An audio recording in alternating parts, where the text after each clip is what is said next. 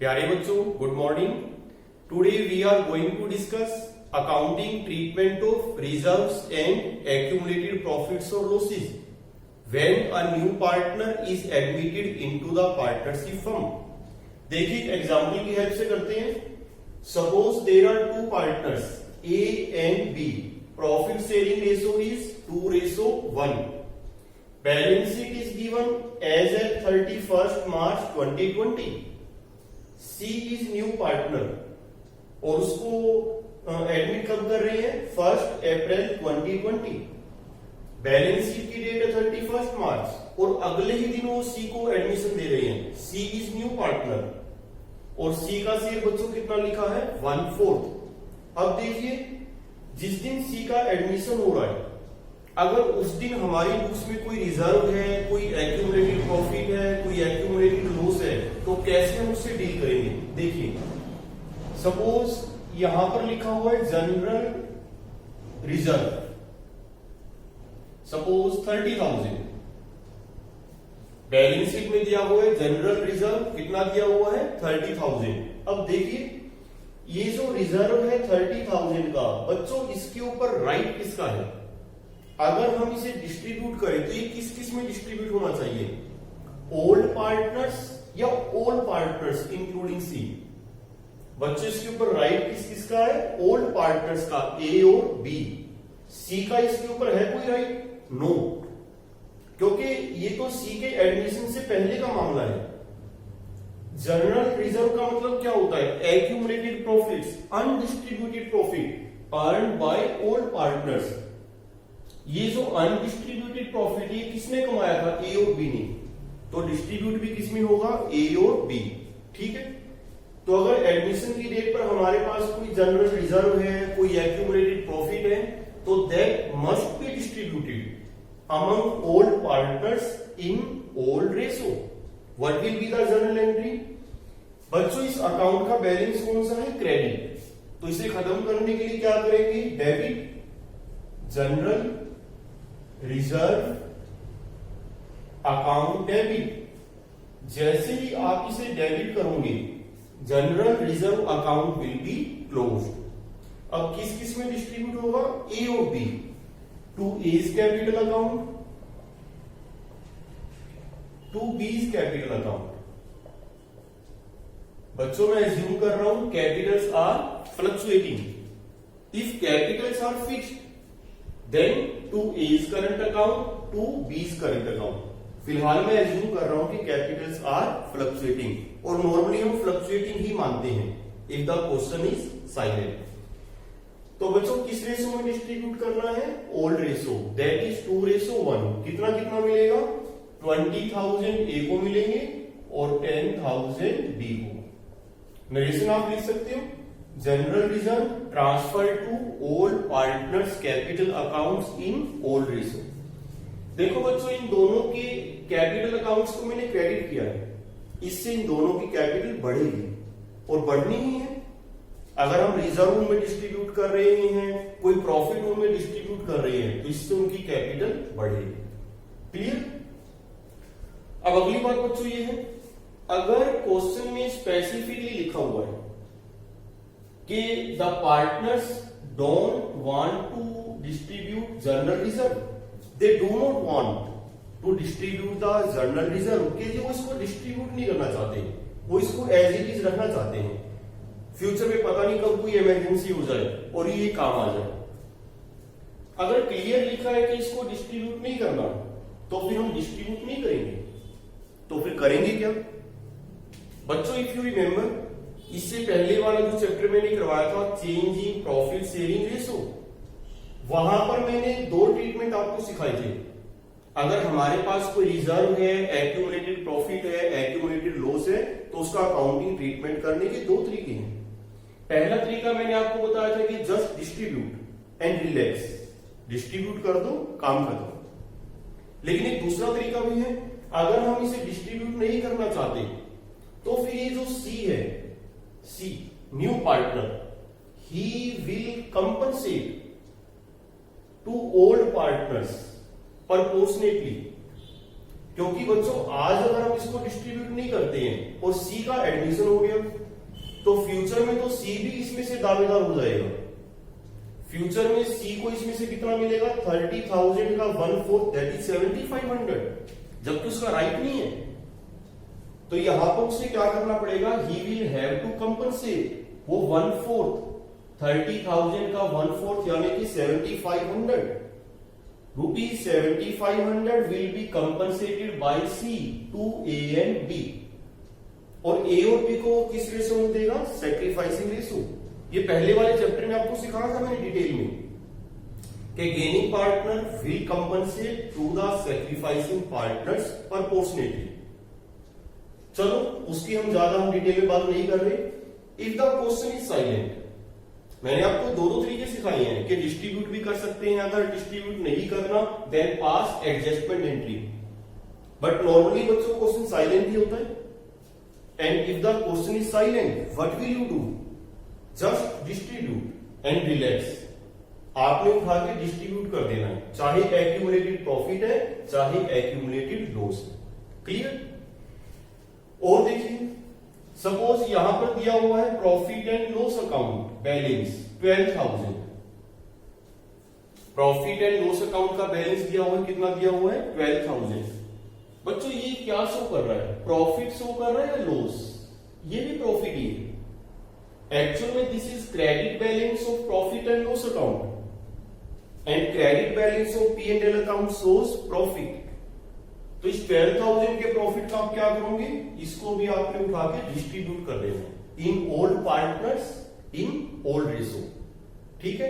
ये जितने भी एक्यूमुलेटेड प्रॉफिट्स हैं वो सब इन्होंने अर्न किए थे ए और बी ने, तो डिस्ट्रीब्यूट भी किसमें होंगे, ए और बी।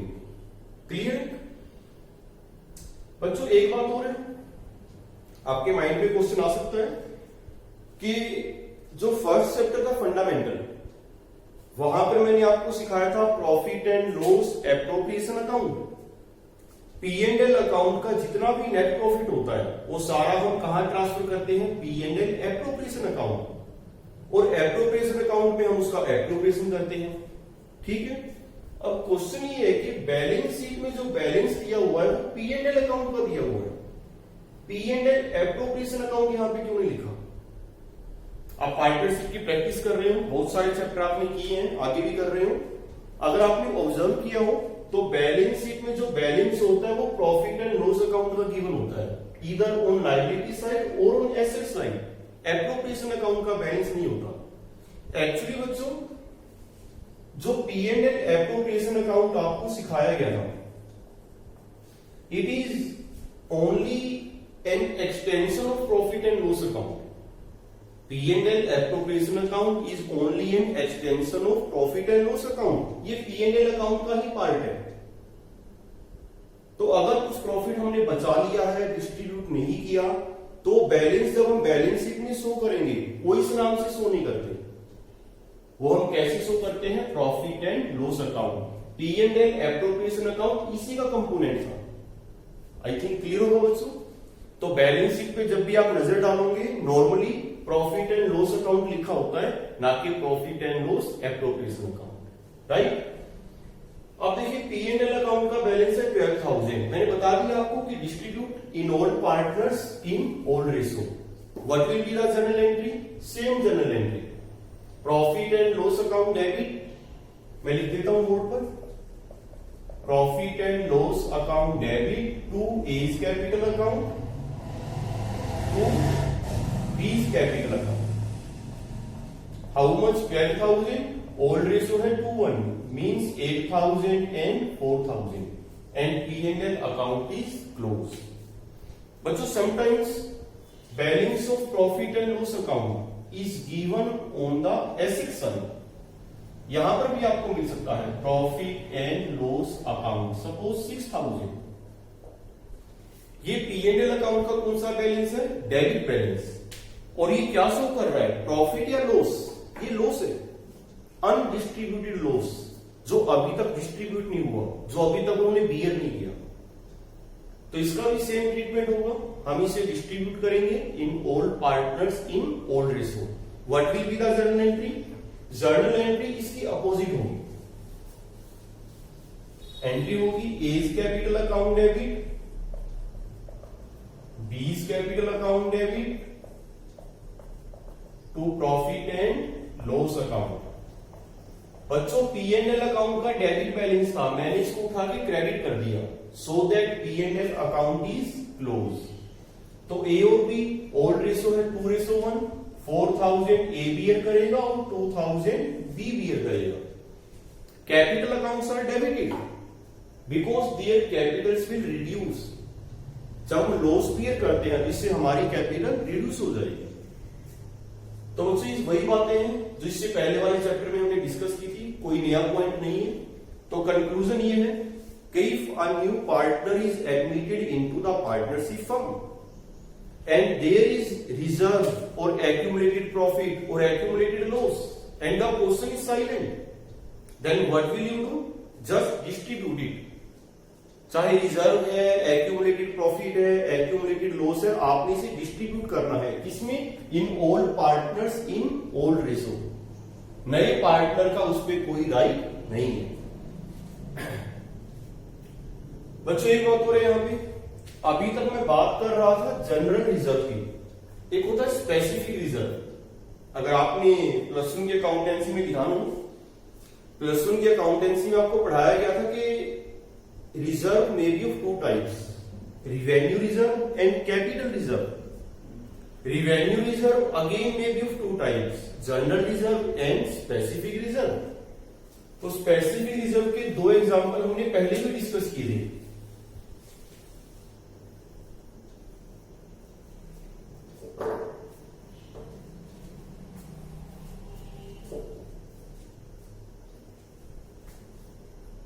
Workman compensation reserve. देखिए बच्चों ये स्पेसिफिक रिजर्व है। स्पेसिफिक रिजर्व क्या होता है? Which is created for a specific purpose. अब हमारी फर्म ने जो रिजर्व बनाया हुआ है, क्यों बनाया हुआ है? इसके नाम से ही क्लियर है। Workman compensation reserve is created to pay the compensation to the workers. अगर कोई मिसहैपनिंग हो जाती है, कोई एक्सीडेंट हो जाता है, किसी वर्कर को हमने कंपनसेशन देनी है, क्लेम देना है, तो उसके लिए हम इसे यूज करते हैं, to pay the compensation to the employees. अब बच्चों रिजर्व तो रिजर्व है, चाहे वो जनरल रिजर्व है, चाहे वो स्पेसिफिक रिजर्व है तो ये एक्यूमुलेटेड प्रॉफिट। और ये प्रॉफिट किसने कमाया था? ए और बी ने। This is accumulated profit, this is undistributed profit. Profits ने तो बनाया है। तो बच्चों इसके ऊपर भी राइट किसका होगा? ए और बी का, ओल्ड पार्टनर्स।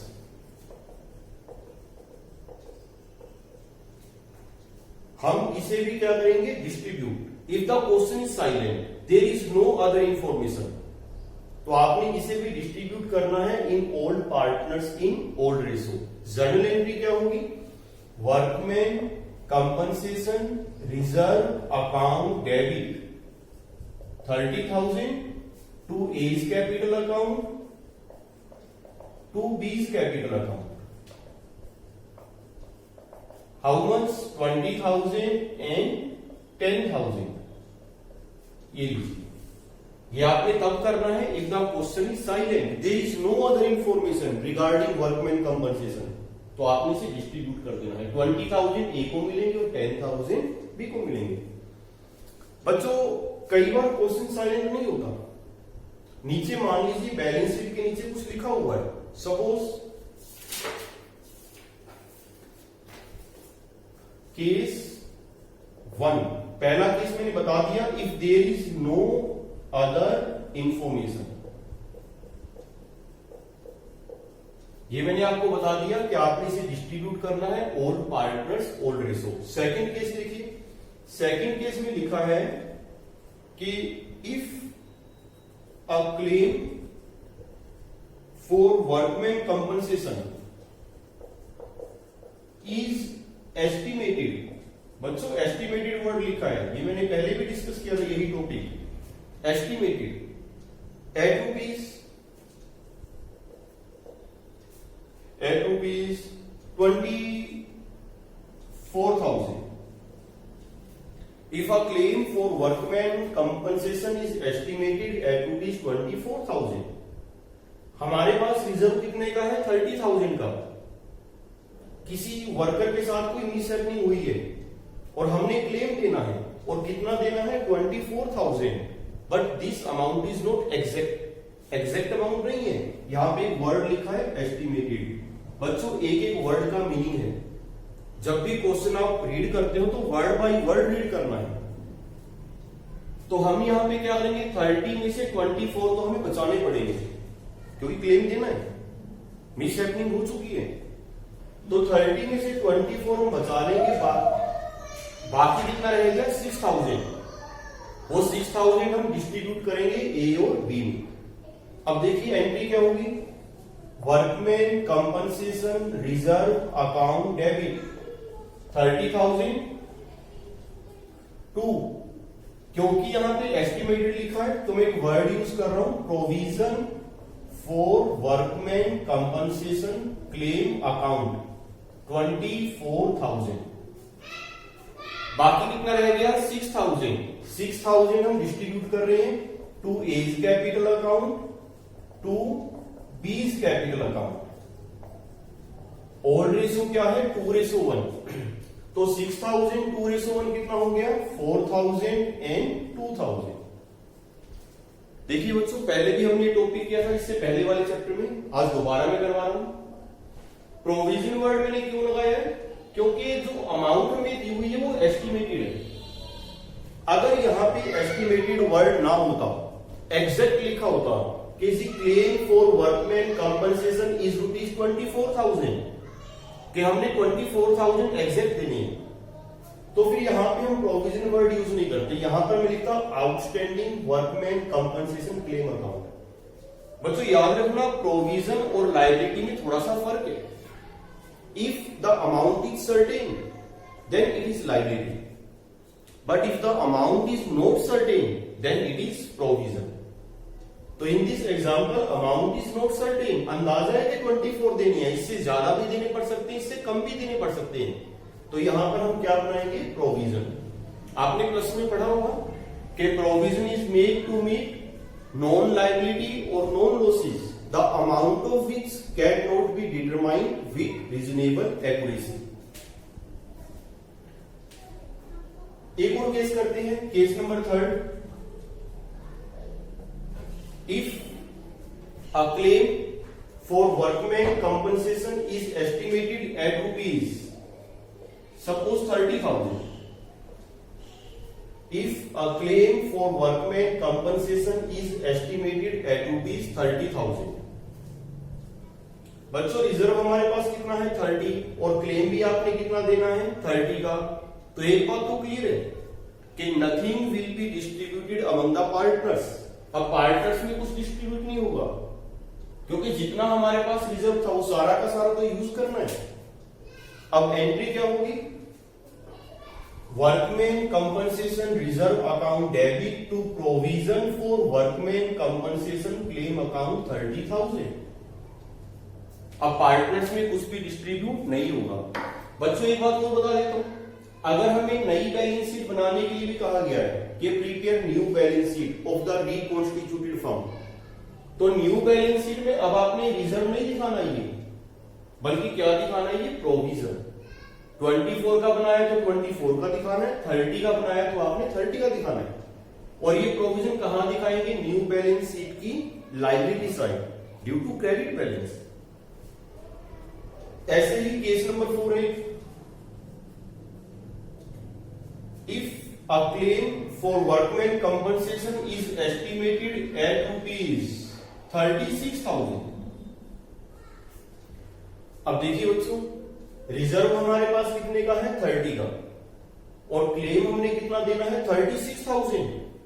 रिजर्व तो कम पड़ गया, यानी कि पार्टनर्स में कुछ नहीं डिस्ट्रीब्यूट होगा इस बार भी। Nothing will be distributed among the partners, बल्कि रिजर्व भी कम पड़ गया। कितना कम पड़ गया? 6,000। अभी 6,000 कहां जाएंगे? किसकी हेल्प लेंगे? बच्चों एक टॉपिक हमने किया था रिवैल्यूएशन अकाउंट, इससे पहले वाले चैप्टर में भी किया था, और ये टॉपिक मैंने यहां पर भी आपको सिखाना है। पढ़ा हुआ है आपने रिवैल्यूएशन अकाउंट? तो केस नंबर 4 में हमें रिवैल्यूएशन अकाउंट की हेल्प लेनी पड़ेगी। कैसे हेल्प लेंगे देखिए,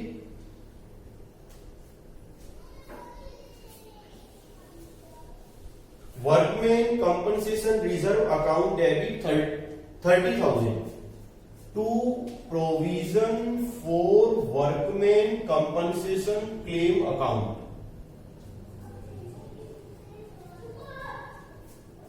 to provision for workman compensation claim account कितना है ये 36,000 बन गया प्रोविजन, एस्टिमेटेड है इसलिए मैं प्रोविजन बना रहा हूं।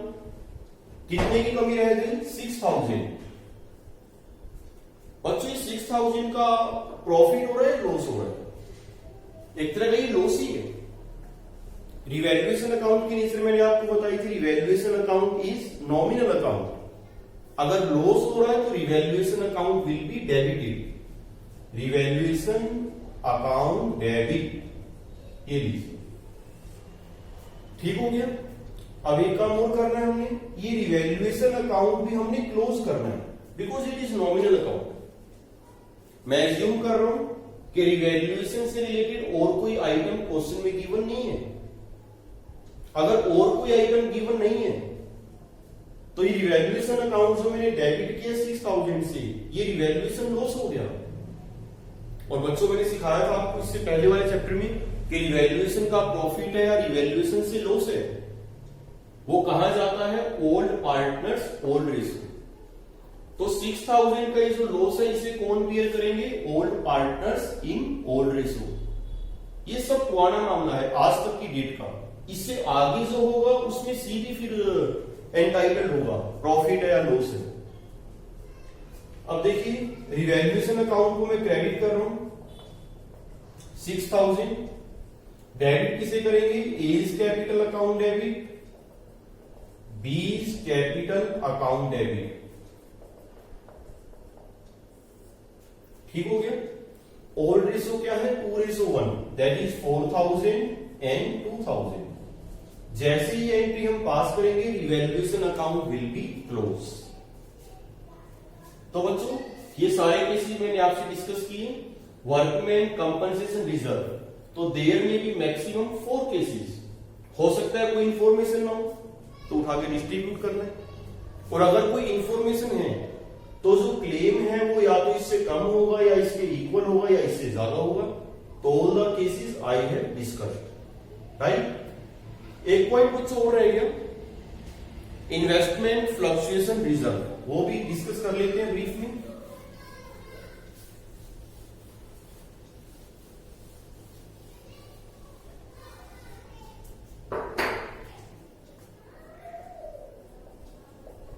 इन्वेस्टमेंट फ्लक्चुएशन रिजर्व,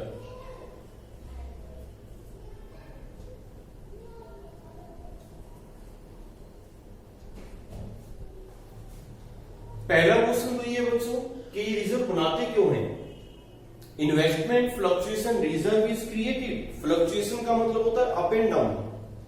हमारे पास इन्वेस्टमेंट है, हमने किसी कंपनी के शेयर्स परचेज कर रखे हैं, और बच्चों मैंने पिछले चैप्टर में आपको बताया था कि अगर हम इन्वेस्टमेंट करते हैं, स्पेशली शेयर्स में करते हैं, तो हमें डर लगता है कि कहीं इनकी मार्केट वैल्यू कम ना हो जाए।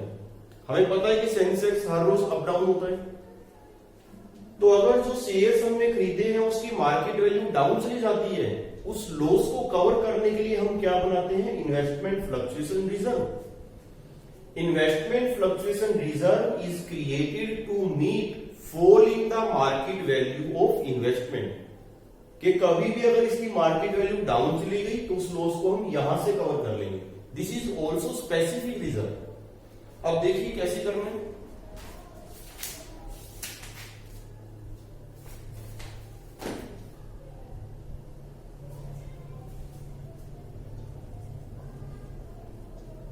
बच्चों इन्वेस्टमेंट हमें दिए हुए 5 लाख के, और इन्वेस्टमेंट फ्लक्चुएशन रिजर्व कितने का है 30,000 का। If the question is silent, there is no other information, what will you do, हम क्या करेंगे, इसको डिस्ट्रीब्यूट कर देंगे in old partners in old ratio. मैंने आपको कहा है कि चाहे जनरल रिजर्व है चाहे स्पेसिफिक रिजर्व है, इसके ऊपर राइट किसका है, ओल्ड पार्टनर्स ओल्ड रेशियो। अगर क्वेश्चन साइलेंट है हम इसे डिस्ट्रीब्यूट कर देंगे, लेकिन अगर क्वेश्चन साइलेंट नहीं है, कुछ इंफॉर्मेशन हमें दी हुई है, उसके अकॉर्डिंग हमें चलना पड़ेगा। अब इंफॉर्मेशन क्या हो सकती है? हो सकता है कि बैलेंस शीट के नीचे आपको इन्वेस्टमेंट की मार्केट वैल्यू दी हुई है। बैलेंस शीट के नीचे इन्वेस्टमेंट की हमें क्या दी हुई है? Market value. अब ये मार्केट वैल्यू की देयर में भी 3 केसेस हो सकता है कि वो इसके इक्वल है, हो सकता है वो इससे कम है, हो सकता है वो इससे ज्यादा है। अगर मार्केट वैल्यू एग्जैक्ट 5 लाख है, बैलेंस शीट में वैल्यू कितनी है? 5 लाख, और बाहर मार्केट वैल्यू भी कितनी है? 5 lakh. No profit no loss. इस केस में भी आपने क्या करना है? इसे डिस्ट्रीब्यूट कर देना है। Old partners old ratio. Journal entry आप कर सकते हो। Investment fluctuation reserve account debit 30,000 to A's capital account 20,000 to B's capital account 10,000। Clear? If market value is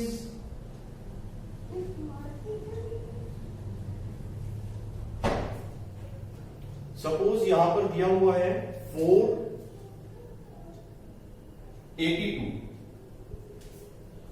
market value कितनी दी हुई है? 4,82,000। इन्वेस्टमेंट कितने के थे हमारे पास? 5 लाख। मार्केट वैल्यू डाउन चली गई। कितना लॉस हमें नजर आ रहा है बच्चों? यहां पे ये लॉस हो गया 18,000 का, और ये 18,000 का लॉस कहां से कवर करेंगे? रिजर्व से। और बाकी जो बैलेंस बचेगा रिजर्व का, उसे हम डिस्ट्रीब्यूट कर देंगे ओल्ड पार्टनर्स ओल्ड रेशो। तो ये बातें बच्चों सिखाई थी मैंने पहले भी। बच्चों एंट्री क्या होगी? Investment fluctuation reserve account debit 30,000। यहां पे इन्वेस्टमेंट की वैल्यू कितनी डाउन जा रही है? 18,000। वो लॉस हमने कहां से कवर करना है? रिजर्व से। इन्वेस्टमेंट अकाउंट को क्या करेंगे? Credit to investment account. कितने से बच्चों? 18,000। आपको पता है एसेट की वैल्यू कम हो रही है, asset account will be credited. सही हो गया? अब देखिए डिफरेंस कितना है? 12,000। 12,000 का जो रिजर्व बच गया, that will be distributed between old partners in old ratio to A's capital account to B's capital account. तो 12,000 को 2 में अगर डिवाइड करें, दैट कम्स टू 8,000 ए को मिलेंगे, 4,000 किसे मिलेंगे? बी को। ये देखिए क्लियर? अगर हमें न्यू बैलेंस शीट बनाने के लिए कहा गया है कि हमने नई फर्म की बैलेंस शीट भी बनानी है, तो बच्चों उसमें अब इन्वेस्टमेंट फ्लक्चुएशन रिजर्व आपने नहीं दिखाना, क्योंकि वो तो खत्म हो गया, अकाउंट क्लोज हो गया। और रही बात इन्वेस्टमेंट की, इन्वेस्टमेंट हम कितने की दिखाएंगे? अब 5 लाख के नहीं दिखाएंगे।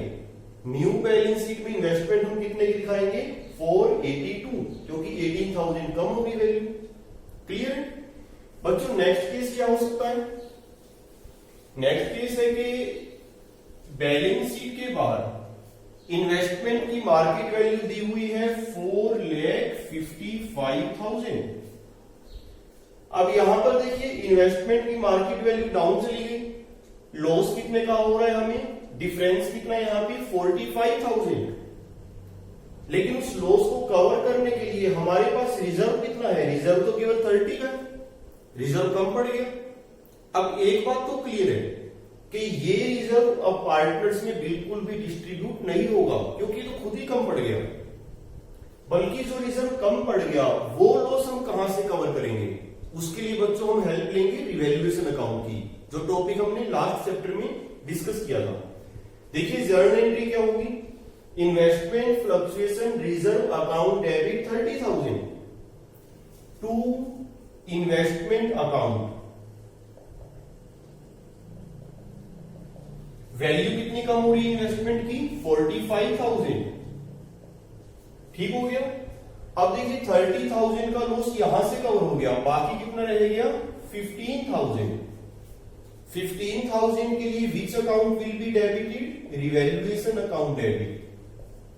बच्चों हमें पता है revaluation account is nominal account, expense loss debit, income and gain credit. तो यहां पे लॉस हो रहा है 15,000 का, revaluation account will be debited. अब बच्चों ये रिवैल्यूएशन अकाउंट क्लोज भी करना है। मैं एज्यूम कर रहा हूं कि रिवैल्यूएशन से रिलेटेड और कोई ट्रांजैक्शन और कोई आइटम नहीं है, तो ये रिवैल्यूएशन अकाउंट डेबिट है 15,000। एक्चुअल में क्या शो कर रहा है? This is loss on revaluation. कौन बियर करेगा? Old partners in old ratio. Journal entry क्या होगी? रिवैल्यूएशन अकाउंट को क्रेडिट करेंगे so that this account is close. Bear कौन करेगा? Old partners. A is capital account debit, B is capital account debit. Ratio है 2:1। 10,000 ए beer करेगा और 5,000 B bear करेगा। ये लीजिए, रिवैल्यूएशन अकाउंट इज क्लोज। तो ये बच्चों थर्ड केस था। अब आते हैं हम नेक्स्ट केस पे। नेक्स्ट केस है if market value of investment is ₹5,24,000। ये देखिए,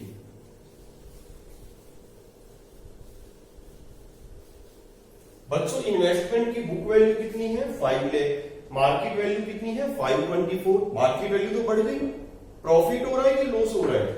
प्रॉफिट हो रहा है, गेन हो रहा है, फायदा हो रहा है। तो ये जो इन्वेस्टमेंट फ्लक्चुएशन रिजर्व है, इसकी तो जरूरत ही नहीं पड़ेगी। Investment fluctuation reserve is used to meet fall in the market value of investment. यहां पे मार्केट वैल्यू फॉल नहीं हो रही बल्कि राइज हो रही है। Means investment fluctuation reserve is not needed. तो क्या करेंगे इस 30,000 की रिजर्व का? Distribute in old partners in old ratio. देखो बच्चों, डिस्ट्रीब्यूट में कर रहा हूं। Investment fluctuation reserve account debit to A's capital account to B's capital account in old ratio, that is 2:1, 20,000 and 10,000। ठीक चल रही है बच्चों? Investment fluctuation reserve account is close. अब अगली बात है कि बुक वैल्यू 5 लाख है, मार्केट वैल्यू 524 है। मार्केट वैल्यू तो बढ़ गई। अब ये रिवैल्यूएशन का टॉपिक आ गया जो हमने मंडे के लेक्चर में। बच्चों आज फ्राइडे है, सैटरडे संडे कल और परसों ऑफ रहेगा। नेक्स्ट लेक्चर होगा मंडे को। इन 2 दिनों में आपने प्रैक्टिस करनी है, ठीक है? तो वैल्यू कितनी इंक्रीज हो गई? 24,000।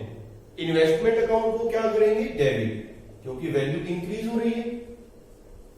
Investment account debit with ₹24,000। अब देखिए, फर्म के लिए प्रॉफिट है या लॉस है? ये प्रॉफिट है, फायदा हो गया। और जब प्रॉफिट होता है तो revaluation account is credited to revaluation account 24,000, right? अब ये रिवैल्यूएशन अकाउंट हमने क्लोज भी करना है, assuming that there is no other item related to revaluation। बच्चों ये रिवैल्यूएशन अकाउंट का क्रेडिट बैलेंस क्या शो कर रहा है? This is revaluation profit. कौन शेयर करेगा? Old partners old ratio. बच्चों एक बात ध्यान रखना कि रिवैल्यूएशन का जो प्रॉफिट या लॉस है, इसे हमेशा ओल्ड पार्टनर्स शेयर करेंगे इन ओल्ड रेशो। तो अगली एंट्री क्या होगी? Revaluation account debit 24,000 to A's capital account to B's capital account. दोनों की कैपिटल इंक्रीज होगी क्योंकि उनको प्रॉफिट मिल रहा है। कौन सा प्रॉफिट? Profit on revaluation. तो 2:1 में कितना हो गया? 16,000 ए को मिलेगा और 8,000 किसको मिलेगा? बी को। ये देखिए, रिवैल्यूएशन अकाउंट इज क्लोज। तो बच्चों ये था accounting treatment of reserves and accumulated profits or losses when a new partner is admitted into the partnership firm। Journal reserve है, P&L अकाउंट है, स्पेसिफिक रिजर्व है, कैसे हम करेंगे वो सारी बातें हम डिस्कस कर चुके हैं। वैसे सारी बातें बच्चों एक बार मैंने पहले भी डिस्कस की थी। इससे पहले जो चैप्टर हमने किया था change in profit sharing ratio, वहां पर मैंने आपको बताया था कि अगर वो चैप्टर आपका बिल्कुल रेडी है, आपको पक्का हो गया, तो आपको अगले चैप्टर्स में कोई प्रॉब्लम नहीं आएगी। सारी बातें हमने ऑलरेडी डिस्कस कर की है। तो बच्चों अकाउंटिंग ट्रीटमेंट ऑफ गुडविल हो गया, accounting treatment of reserve and surplus हो गया। नेक्स्ट टॉपिक है accounting treatment for revaluation of assets and reassessment of liability. वो हम करेंगे मंडे यानी कि 8 जून को। कल और परसों ब्रेक रहेगा। Thank you very much.